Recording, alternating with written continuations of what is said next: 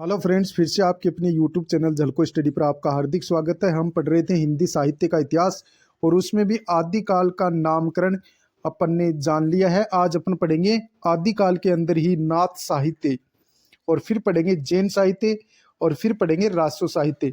तो नाथ साहित्य अपन पढ़ेंगे। नाथ साहित्य, नाथों की संख्या कितनी मानी गई है? 9। नाथों की संख्या 9 है। नाथ साहित्य अपन पढ़ रहे हैं हिंदी साहित्य का इतिहास के अंदर, जिनमें नाथों की संख्या कितनी मानी गई है? 9 मानी गई है। नाथों में आदिनाथ शिव को माना गया है। नाथों में आदिनाथ शिव को माना गया है। नाथ साहित्य में यानी नाथों की संख्या कितनी मानी गई है? 9। और नाथों में आदिनाथ किसको माना गया है? शिव को माना गया है। शिव को माना जाता है। नाथ संप्रदाय के प्रवर्तक गोरखनाथ को माना जाता है। नाथ संप्रदाय के प्रवर्तक यदि पूछा जाए तो किसको माना जाता है? गोरखनाथ को माना जाता है। विशेषताएं, नाथ साहित्य की विशेषताएं। नारी को साधना के केंद्र से अलग किया। जहाँ यानी कि सिद्ध साहित्य में नारी को केंद्र में, साधना के केंद्र में रखा गया, वहीं नाथ साहित्य में नारी को साधना के केंद्र से अलग किया गया। पंचमकारों का त्याग किया गया। पंचमकारों का त्याग किया। नाथों ने पंचमकारों का त्याग किया। चारित्रिक शुद्धता पर बल दिया। नाथों ने चारित्रिक शुद्धता पर बल दिया। उपर्युक्त दोनों विशेषताएं नाथों को सिद्धों से अलग करती है। जहां पंचमकारों का परित्याग नाथों ने किया, वहीं सिद्धों ने पंचमकारों को अपनाया था। और चारित्रिक शुद्धता पर बल देते हैं कौन? नाथ। उपर्युक्त दोनों विशेषताएं नाथों को सिद्धों से अलग करती हैं। नाथों में शंकराचार्य के बाद गोरखनाथ जैसा कोई दूसरा नहीं हुआ। कौन, किसका स्टेटमेंट है? हजारी प्रसाद द्विवेदी जी का। शंकराचार्य के बाद गोरखनाथ जैसा कोई दूसरा नहीं हुआ, किसने कहा था? आचार्य हजारी प्रसाद द्विवेदी जी ने कहा था। फिर से देखो, हम पढ़ रहे हैं नाथ साहित्य। नाथों की संख्या 9 मानी गई है। नाथों में आदिनाथ भगवान शिव को माना जाता है। नाथ संप्रदाय के प्रवर्तक गोरखनाथ को माना जाता है। विशेषताएं नाथ साहित्य की: नारी को साधना के केंद्र से अलग किया, पंचमकारों का परित्याग किया, चारित्रिक शुद्धता पर बल दिया नाथों ने। उपर्युक्त दोनों विशेषताएं नाथों की सिद्धों से अलग करती हैं। ये जो दोनों विशेषताएं हैं, पंचमकारों का परित्याग और नारी को साधना के केंद्र से अलग किया, उपर्युक्त दोनों विशेषताएं नाथों की सिद्धों से अलग करती हैं। आगे अपन पढ़ते हैं। नाथों की साधना हठ योग की साधना है। नाथों की साधना कैसी है? हठ योग की साधना है, जिसमें है सूर्य को कहा गया है और ठह चंद्रमा को माना जाता है। नाथों की साधना हठ योग की साधना है, जिसमें है सूर्य को माना गया है और ठह चंद्रमा होता है। गोरखनाथ की रचनाओं का गोरखवाणी नाम से संपादन पीताम्बर दत्त बड़थवाल ने किया है। गोरखनाथ की रचनाओं का संपादन गोरखवाणी नाम से किसने किया है? पीताम्बर दत्त बड़थवाल ने किया है। और पीताम्बर दत्त बड़थवाल ने शब्दी को प्रमाणिक माना है। नाथों को आचार्य हजारी प्रसाद द्विवेदी जी ने अवधूत मत का सन्यासी कहा है। नाथों को अवधूत मत का सन्यासी किसने कहा है? आचार्य हजारी प्रसाद द्विवेदी जी ने कहा है। नाथों ने महासुखवाद के स्थान पर चारित्रिक शुद्धता पर बल दिया था। सिद्धों और नाथों की भाषा पूर्वीपन लिए हुए है, जबकि इनके उपदेशों की भाषा टकसाली हिंदी है। टकसाली का मतलब होता है खड़ी बोली हिंदी है। किसका स्टेटमेंट है? आचार्य शुक्ल का। आचार्य रामचंद्र शुक्ल ने कहा था कि सिद्धों और नाथों की भाषा पूर्वीपन लिए हुए है, जबकि इनके उपदेशों की भाषा टकसाली यानी खड़ी बोली हिंदी है। तो किसने ये स्टेटमेंट दिया था? ये आचार्य रामचंद्र शुक्ल ने स्टेटमेंट दिया था। और खड़ी बोली यानी टकसाली भाषा को खड़ी बोली हिंदी कहा गया है, जो गोरखनाथ की भाषा थी। फिर से देखो, हम पढ़ रहे हैं नाथ साहित्य, और नाथ साहित्य को एक बार यदि ढंग से पढ़ लेते हैं तो फिर कभी नहीं भूलेंगे। दो चार स्टेटमेंट है आचार्य हजारी प्रसाद द्विवेदी जी के, वो भी अपन पढ़ लेते हैं। भारत में षटचक्र विधान भक्ति का सूत्रपात गोरखनाथ ने किया था। कौन मानते हैं? आचार्य हजारी प्रसाद द्विवेदी जी ने यह स्टेटमेंट दिया था कि भारत में षटचक्र विधान भक्ति का सूत्रपात गोरखनाथ ने किया था।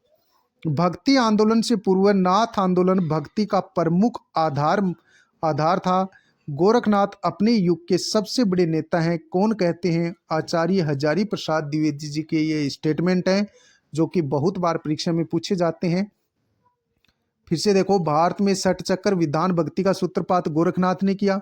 किसने स्टेटमेंट दिया था? आचार्य हजारी प्रसाद द्विवेदी जी का कथन है। भक्ति आंदोलन से पूर्व नाथ आंदोलन भक्ति का प्रमुख आधार था। गोरखनाथ अपने युग के सबसे बड़े नेता हैं, और ये स्टेटमेंट देने वाले हैं आचार्य हजारी प्रसाद द्विवेदी जी। आचार्य हजारी प्रसाद द्विवेदी जी ने कहा कि शंकराचार्य के बाद गोरखनाथ जैसा कोई दूसरा नहीं हुआ। और हम पढ़ रहे थे नाथ साहित्य। नाथ साहित्य में नाथों की संख्या 9 मानी गई है। नाथों में आदिनाथ भगवान शिव को माना जाता है। नाथ संप्रदाय के प्रवर्तक गोरखनाथ को माना जाता है। नाथ साहित्य की विशेषताएं: नारी को साधना के केंद्र से अलग किया, पंचमकारों का परित्याग किया नाथों ने, चारित्रिक शुद्धता पर बल देते हैं। उपर्युक्त दोनों विशेषताएं नाथों को सिद्धों से अलग करती हैं। नाथों की साधना कैसी है? हठ योग की साधना है, जिसमें है सूर्य को माना जाता है और ठह चंद्रमा को माना जाता है। गोरखनाथ की रचनाओं का गोरखवाणी नाम से संपादन पीताम्बर दत्त बर्थवाल ने किया था, और इसमें भी यानी कि पीताम्बर दत्त बर्थवाल ने शब्दी को प्रमाणिक माना है। नाथों को आचार्य हजारी प्रसाद द्विवेदी जी ने अवधूत मत का सन्यासी कहा है। नाथों को अवधूत मत का सन्यासी किसने कहा है? हजारी प्रसाद द्विवेदी जी ने कहा है। नाथों ने महासुखवाद, जहां महासुखवाद सिद्धों का था, वहीं नाथों ने महासुखवाद के स्थान पर चारित्रिक शुद्धता पर बल दिया। सिद्धों और नाथों की भाषा पूर्वीपन लिए हुए है, जबकि इनके उपदेशों की भाषा टकसाली हिंदी है। टकसाली का अर्थ होता है खड़ी बोली। तो ये स्टेटमेंट दिया था आचार्य शुक्ल ने। फिर से देखो, ये स्टेटमेंट बहुत बार पूछा गया है। सिद्धों और नाथों की भाषा पूर्वीपन लिए हुए है, जबकि इनके उपदेशों की भाषा टकसाली हिंदी है। किसने कहा था? आचार्य रामचंद्र शुक्ल ने कहा था। टकसाली का अर्थ होता है खड़ी बोली हिंदी, और खड़ी बोली किसकी थी? गोरखनाथ की भाषा थी। अब अपन पढ़ेंगे जैन साहित्य। अब अपन पढ़ेंगे हिंदी साहित्य के इतिहास के अंतर्गत जैन साहित्य, जो कि आदिकाल से संबंधित है। जैन साहित्य अपभ्रंश और देश भाषा दोनों में लिखा गया। जैन साहित्य अपभ्रंश और देश भाषा में दोनों में लिखा गया। जैन काव्य प्रबंध और मुक्तक शैली दोनों में लिखा गया था। जैन साहित्य अपभ्रंश और देश भाषा दोनों में लिखा गया। जैन साहित्य प्रबंध और मुक्तक शैली दोनों में लिखा गया। जैन प्रबंधकों में रास शैली सर्वाधिक प्रचलित रही, जबकि जैन मुक्तकों में फागु शैली प्रसिद्ध रही थी। फिर से देखो, जैन साहित्य में अपभ्रंश और देश भाषा दोनों में लिखा गया। जैन साहित्य अपभ्रंश और देश भाषा दोनों में लिखा गया। जैन काव्य प्रबंध एवं मुक्तक शैली दोनों में लिखा गया। जैन साहित्य प्रबंध और मुक्तक शैली दोनों में लिखा गया। जैन साहित्य अपभ्रंश और देश भाषा दोनों में लिखा गया। जैन प्रबंधकों में रास शैली सर्वाधिक प्रसिद्ध रही। जैन प्रबंधकों में रास शैली सर्वाधिक प्रसिद्ध रही, जबकि जैन मुक्तकों में फागु शैली प्रसिद्ध रही थी। फागु शैली का अर्थ होता है उपदेश, और रास शैली का अर्थ होता है जीवनी। स्वयंभू, इन्होंने जैन साहित्य में राम कथा लिखी थी, अतः इसे अपभ्रंश का वाल्मीकि कहा जाता है। स्वयंभू ने इन्होंने जैन साहित्य में राम कथा लिखी थी, अतः इसे अपभ्रंश का वाल्मीकि कहा जाता है। अपभ्रंश का वाल्मीकि किसे कहा जाता है? स्वयंभू को कहा जाता है। जिन्होंने जैन साहित्य में क्या लिखी थी, राम कथा लिखी थी, अतः इसे अपभ्रंश का वाल्मीकि कहा जाता है। और जो स्वयंभू ने जो राम कथा लिखी थी वो यानी कि यथार्थवादी दृष्टिकोण पर आधारित है, और तुलसीदास ने जो राम कथा लिखी थी, मानस का हंस तुलसीदास का रामचरित मानस है, वो आदर्शवादी सिद्धांत पर आधारित है।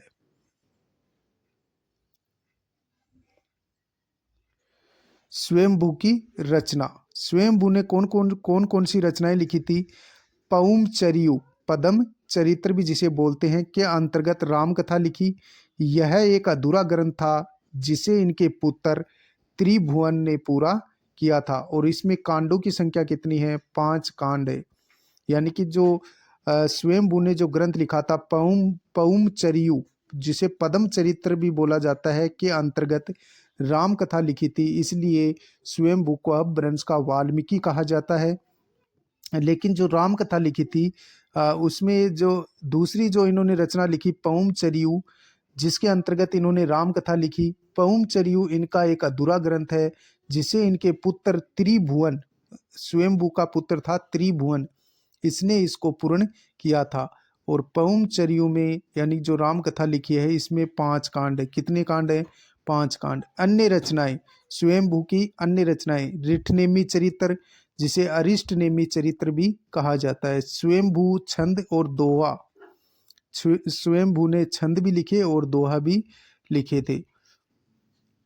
दोहा चौपाई की कड़कबंद रचनाएं स्वयंभू ने हिंदी में आई थी। दोहा चौपाई की कड़कबंद रचनाएं स्वयंभू से हिंदी में आई थी।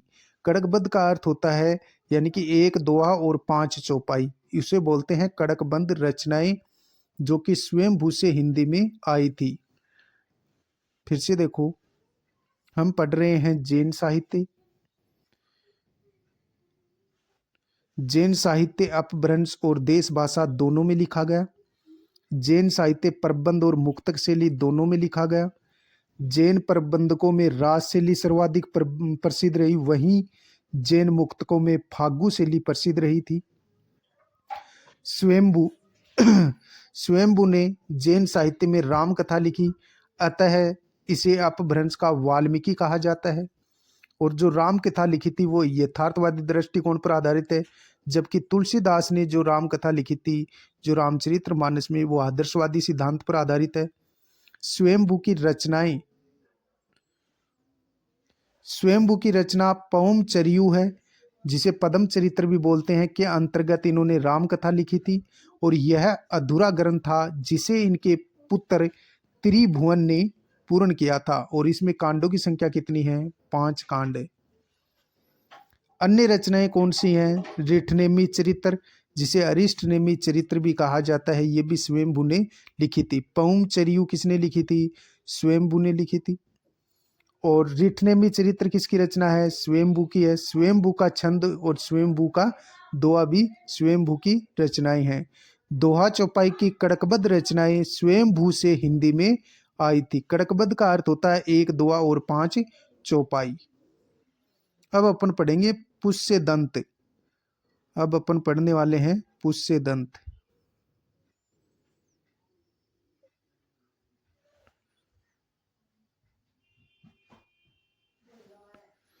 पुष्यदंत अपभ्रंश में कर्षण काव्य लिखने हेतु प्रसिद्ध अपभ्रंश के वेदव्यास के रूप में प्रसिद्ध हैं। स्वयंभू को अपभ्रंश का वेदव्यास कहा जाता है, जबकि अपभ्रंश का वाल्मीकि किसे कहा जाता है? स्वयंभू को कहा जाता है। और पुष्यदंत को अपभ्रंश में कर्षण काव्य लिखने के कारण अपभ्रंश का वेदव्यास कहा जाता है। अन्य रचनाएं कौन कौन सी हैं? यानी कि इन्होंने एक तो अपभ्रंश में कर्षण काव्य लिखा, एक अणय कुमार चरित्र, जो कि इसे यानी जो अणय कुमार चरित्र लिखा, इसी कारण इनको अपभ्रंश का वेदव्यास भी कहा जाता है। महापुराण 63 जैन महापुरुषों का इसमें वर्णन किया गया है। पुष्यदंत अपभ्रंश में कर्षण काव्य लिखने हेतु प्रसिद्ध अपभ्रंश के वेदव्यास के रूप में प्रसिद्ध है। पुष्यदंत ने कर्षण काव्य अपभ्रंश में कर्षण काव्य लिखा, इसलिए इनको अपभ्रंश का वेदव्यास कहा जाता है। अन्य रचनाएं कौन सी हैं? अनेक कुमार चरित्र और महापुराण। महापुराण भी किसने लिखा था? पुष्यदंत ने लिखा था। महापुराण 63 जैन महापुरुषों का इसमें वर्णन है। धनपाल, अगला अपन पढ़ेंगे धनपाल। जैन साहित्य में अगले जो कवि आते हैं वो धनपाल हैं। धनपाल की रचना कौन सी है? भविष्यदंत कथा। धनपाल ने कौन सी रचना लिखी थी? भविष्यदंत कथा प्रथम रचना है, जिसमें एक साधारण वणिक पुत्र को नायकत्व प्रदान किया गया है। श्रुत पंचमी व्रत का महत्व भी इसमें देखने को मिलता है। इससे पूर्व की रचनाओं में नायक या तो दिव्य गुणों से युक्त होते थे या फिर किसी विशिष्ट वर्ग से होते थे। यानी धनपाल की रचना कौन सी है? भविष्य दंत कथा है, जिसके अंदर एक साधारण वणिक पुत्र को नायकत्व प्रदान किया गया है। जबकि इससे पहले हमने जो भी रचनाएं देखी है उनमें जो नायक होता था या तो वो दिव्य गुणों से युक्त होता था या किसी विशिष्ट वर्ग में, यानी कि ऊपर वाली जो कास्ट होती हैं उनसे वो संबंधित होता था, विशिष्ट वर्ग से वो संबंधित होता था। लेकिन धनपाल ने जो रचना लिखी है भविष्य दंत कथा, उसके अंदर एक साधारण वणिक पुत्र को नायकत्व प्रदान किया गया है। क्वेश्चन आ सकता है कि किस रचना में एक साधारण वणिक पुत्र को नायकत्व प्रदान किया गया है? तो धनपाल की रचना है भविष्य दंत कथा में। इसमें सूर्त पंचमी व्रत का भी महत्व दिया गया है। इससे पूर्व की रचनाओं में नायकत्व या तो दिव्य गुणों से युक्त होते थे या किसी विशिष्ट गुणों से संबंधित होते थे। अब भ्रंश के कवि कौन कौन से हैं? स्वयंभू, पुष्यदंत, धनपाल, राम सिंह, अब्दुल रहमान और हेमचंद्र। इनको आप याद रखेंगे कि आप भ्रंश के कवि कौन कौन से हैं? स्वयंभू, पुष्यदंत, धनपाल, राम सिंह, अब्दुल रहमान और हेमचंद्र। नेक्स्ट राम सिंह, अगले कवि अपन पढ़ेंगे राम सिंह। राम सिंह की रचना कौन सी है? पहाड़ू दोहा, पहुड़ दोहा। इसमें इंद्रिय सुख की निंदा की गई है। जो पहाड़ू दोहा लिखा था, पहुड़ दोहा जिसने लिखा था वो राम सिंह ने लिखा था। किसने लिखा था? राम सिंह ने। पहाड़ू दोहा किसने लिखा था? राम सिंह ने। और इस पहाड़ू दोहा में इंद्रिय सुख की निंदा की गई है। अब्दुल रहमान, अगले जो कवि आते हैं वो अब्दुल रहमान हैं, जिन्होंने रचना लिखी थी संदेश रासक। अब्दुल रहमान ने कौन सी रचना लिखी थी? संदेश रासक। इसमें विक्रमपुर की एक विरहणी का वर्णन किया गया है और ये विरह काव्य है। अब्दुल रहमान ने जो रचना लिखी थी संदेश रासक, ये एक विरह काव्य है। इसमें विक्रमपुर की एक विरहणी का वर्णन किया गया है। अब्दुल रहमान हिंदी लिखने वाला प्रथम मुसलमान कवि भी है। अगले जो कवि हैं जैन कवि वो हेमचंद्र हैं। हेमचंद्र गुजरात के शासक सिद्धराज के दरबारी कवि थे। सिद्धराज को जयसिंह भी सिद्धराज का जो सही जो नाम आता है वो जयसिंह सिद्धराज है, यानी कि सिद्धराज को जयसिंह भी कहा जाता है। तो हेमचंद्र गुजरात के शासक जयसिंह सिद्धराज के दरबारी कवि थे और हेमचंद्र ने रचना लिखी थी शब्दानुशासन, जो कि व्याकरण रचना है। इसे प्राकृत का पाणिनि कहा जाता है। हेमचंद्र को प्राकृत का पाणिनि भी कहा जाता है। फिर से देखो, राम सिंह ने लिखा था पहाड़ू दोहा और इस पहाड़ू दोहा में इंद्रिय सुख की निंदा की गई है। अब्दुल रहमान ने जो रचना लिखी थी वो लिखी थी संदेश रासक। इसमें विक्रमपुर की एक विरहणी का वर्णन किया गया है। अब्दुल रहमान की रचना है संदेश रासक और इसमें विक्रमपुर की एक विरहणी का वर्णन किया गया है। यह एक विरह काव्य है। अब्दुल रहमान हिंदी लिखने वाला प्रथम मुसलमान कवि है। इसको भी आप याद रखेंगे, अब्दुल रहमान हिंदी लिखने वाला प्रथम मुसलमान कवि है। हेमचंद्र, अगले जैन कवि आते हैं हेमचंद्र, जो अपभ्रंश से रिलेटेड हैं। हेमचंद्र गुजरात के शासक जयसिंह सिद्धराज के दरबारी कवि थे। हेमचंद्र ने शब्दानुशासन रचना लिखी, जो कि एक व्याकरण रचना है। इसलिए हेमचंद्र को प्राकृत का पाणिनि भी कहा जाता है। इसको आप याद रखेंगे कि प्राकृत का पाणिनि किसे कहा जाता है? तो हेमचंद्र को कहा जाता है। अपभ्रंश का वेदव्यास किसे कहा जाता है? अपभ्रंश का वाल्मीकि किसे कहा जाता है? ऐसे क्वेश्चन बहुत आते हैं। तो अपभ्रंश का वाल्मीकि तो हो गया स्वयंभू, अपभ्रंश का वेदव्यास हो गया पुष्यदंत, और अप प्राकृत का पाणिनि किसे कहा जाता है? हेमचंद्र को कहा जाता है। अगली रचना अपन पढ़ेंगे देवसेन की, श्रावकाचार। देवसेन की रचना है श्रावकाचार। 1933 ईस्वी का, यानी कि हिंदी में लिखी प्रथम रचना है ये श्रावकाचार। देवसेन की जो रचना श्रावकाचार है वो हिंदी की प्रथम रचना मानी जाती है, जिसको आचार्य शुक्ल ने प्रथम रचना हिंदी की मानी है देवसेन की श्रावकाचार को, और ये 1933 ईस्वी में लिखी गई थी।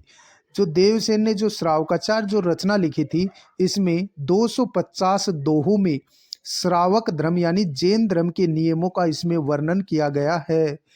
और यानी कि देवसेन की रचना है श्रावकाचार, 933 ईस्वी में लिखी गई, हिंदी की प्रथम रचना है। 250 दोहों में जैन धर्म के नियमों का वर्णन किया गया है। और इसकी प्रसिद्ध पंक्तियां कौन सी हैं श्रावकाचार रचना की? जो जीर्ण शासन बासेयु, सो मई कहियेउ सारू, जो पालई सई भाऊ, करी सो सरी पावई पारू। फिर से देखो, ये प्रसिद्ध पंक्तियां हैं, पूछी जाती हैं। जो जीर्ण शासन बासियेउ, सो मई कहेऊ सारू, जो पालई सई भाऊ, करी सो सरी पावई पारू। ये श्रावकाचार की प्रसिद्ध पंक्तियां हैं। अब अपन पढ़ेंगे शालीभद्र सूरी।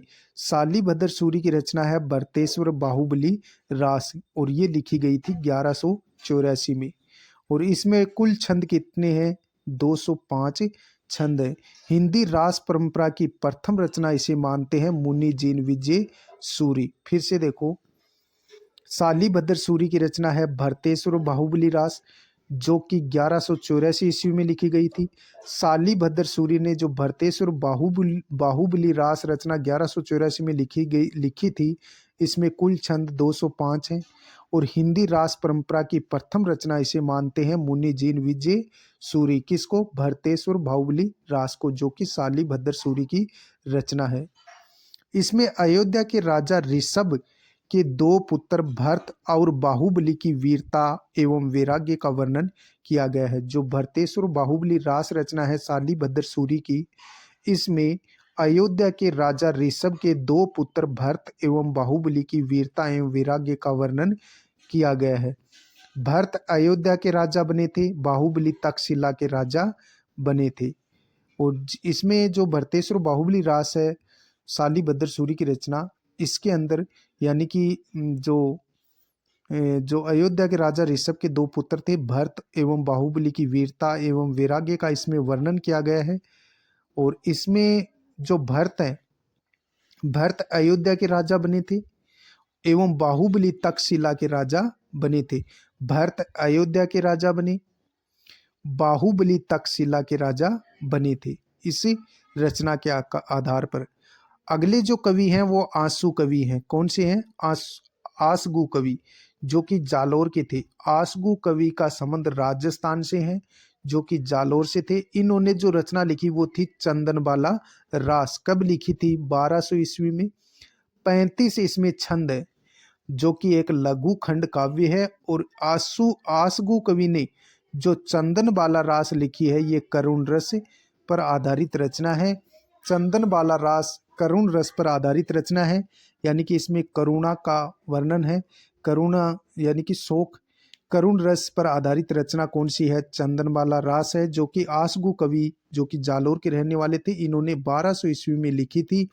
35 इसमें छंद है, और ये एक लघु खंड काव्य है। ये एक लघु खंड काव्य है। अगले कवि अपन पढ़ेंगे जीन धर्म सूरी, जिन्होंने रचना लिखी थी स्तुलिभद्र रास। जीन भद्र सूरी की रचना है स्तुलिभद्र रास। कब लिखी थी? 1209 में लिखी थी। जीन धर्म सूरी ने रचना लिखी थी स्तुलिभद्र रास। कब लिखी थी? 1209 में लिखी थी। अगले जो कवि आते हैं वो सुमति गणी हैं, जिन्होंने नेमिनाथ रास रचना लिखी थी। सुमति गणी ने कौन सी रचना लिखी? नेमिनाथ रास लिखी थी। कब लिखी थी? 1213 ईस्वी में, जिसमें 58 छंद हैं। और इसकी भाषा है वो अपभ्रंश प्रभावित राजस्थानी भाषा है। सुमति गणी ने नेमिनाथ रास रचना लिखी, 1213 ईस्वी में लिखी। 58 इसमें छंद हैं, और भाषा अपभ्रंश प्रभावित राजस्थानी भाषा का इसमें प्रयोग किया गया है। अगली रचना अपन पढ़ेंगे, विजय सेन सूरी की रचना है रेवंतगिरी रास, जो कि 1231 में लिखी थी। विजय सेन सूरी की जो रचना है वो है रेवंतगिरी रास। कब लिखी थी? यानी कि 1231 में लिखी गई थी। और रेवंतगिरी रास रचना में स्थान का वर्णन किया गया है। जैन तीर्थ स्थल रेवंतगिरी व नेमिनाथ की प्रतिमा का सुंदर वर्णन किया गया है। और यह रचना वास्तु व स्थापत्य कला का भी वर्णन करती है। जैन साहित्यकार राज्याश्रित नहीं थे, प्रधान रस इनका शांत था। यानी कि जैन साहित्यकार जो थे ये राज्य आश्रित कवि नहीं थे, और ये इनका जो प्रधान रस था वो शांत रस था। विजय सेन सूरी की रचना है रेवंतगिरी रास, जिसमें स्थान का वर्णन किया गया है। रेवंतगिरी रास रचना किसकी है? विजय सेन सूरी की है, जो कि 1231 में लिखी गई थी। जैन तीर्थ स्थल रेवंतगिरी, जो कि स्थान का इसमें वर्णन है, और नेमिनाथ की प्रतिमा का सुंदर इसमें वर्णन किया गया है। और यह रचना वास्तु व स्थापत्य कला का भी वर्णन करती है। जैन साहित्यकार राज्याश्रित नहीं थे, और प्रधान रस कौन सा है? जैन साहित्य का शांत रस है। फिर से एक बार अपन देखते हैं जैन साहित्य अपन पढ़ रहे थे, और इसमें सर्वप्रथम हमने पढ़ा था यानी कि राम सिंह ने लिखा था पहाड़ू दोवा, और इस पहाड़ू दोवा में इंद्रिय सुख की निंदा की गई है। अगले कवि हैं अब्दुल रहमान, और इनकी रचना थी संदेश रासक। इसमें विक्रमपुर की एक विरहिणी का वर्णन किया गया है। और संदेश रासक एक विरह काव्य है, जो कि किसने लिखा था? अब्दुल रहमान ने लिखा था। अब्दुल रहमान हिंदी लिखने वाला प्रथम मुसलमान कवि भी है। अगले कवि पढ़ते हैं अपन हेमचंद्र गुजरात के शासक जयसिंह सिद्धराज के दरबारी कवि थे। हेमचंद्र ने रचना लिखी थी शब्दानुशासन, जो कि एक व्याकरण रचना है। और हेमचंद्र को प्राकृत का पाणिनि भी कहा जाता है। अगले जो कवि हैं वो देवसेन है। देवसेन ने रचना लिखी थी श्रावकाचार 933 ईस्वी में। हिंदी की प्रथम रचना मानी जाती है श्रावकाचार को। श्रावकाचार में 250 दोहे हैं, जो कि जैन धर्म के नियमों का वर्णन करते हैं। और इनकी प्रमुख पंक्तियां, श्रावकाचार की प्रमुख पंक्तियां है, जो जीन शासन बासियु सो मई करेऊ सारू, जो पालई सई भाऊ करी सो श्री पावई पारू। ये श्रावकाचार की प्रमुख पंक्तियां हैं। आगे अपन पढ़ेंगे शालीभद्र सूरी की रचना है भरतेश्वर बाहुबली रास, जो कि 1184 ईस्वी में लिखी थी। शालीभद्र सूरी ने भरतेश्वर बाहुबली रास रचना 1184 ईस्वी में लिखी। और भरतेश्वर बाहुबली रास रचना में कुल 205 छंद हैं, जिसमें और ये जो भरतेश्वर बाहुबली जो रास रचना है, ये रास परंपरा की प्रथम रचना इसे कौन मानते हैं? मुनि जीन विजय सूरी मानते हैं। इसमें अयोध्या के राजा ऋषभ के 2 पुत्र भरत एवं बाहुबली की वीरता एवं वैराग्य का वर्णन किया गया है। भरत अयोध्या के राजा बने, बाहुबली तक्षशिला के राजा बने थे। अगले अपन जैन कवि पढ़ते हैं आसगु कवि, जो जालोर राजस्थान के थे। और इन्होंने लिखी थी चंद्रबाला रास। कब लिखी? 1200 ईस्वी में। इसमें कुल 35 छंद हैं, और ये एक लघु खंड काव्य है, जो कि करुण रस पर आधारित है। फिर अगले कवि आते हैं जीन धर्मसूरी, जिन्होंने स्तुलिभद्र रास रचना लिखी थी, 1209 में लिखी थी। जीन धर्मसूरी ने स्तुलिभद्र रास रचना 1209 में लिखी थी। अगले कवि जैन कवि आते हैं सुमति गणी, जिन्होंने नेमिनाथ रास रचना लिखी 1213 में। नेमिनाथ रचना सुमति गणी की है, 1213 में लिखी। 58 इसमें छंद हैं, और भाषा अपभ्रंश प्रभावित राजस्थानी भाषा का इसमें प्रयोग किया गया है। अगले कवि हमारे आते हैं विजय सेन सूरी की जो रचना है वो रेवंतगिरी रास है, जो 1231 ईस्वी में लिखी गई थी।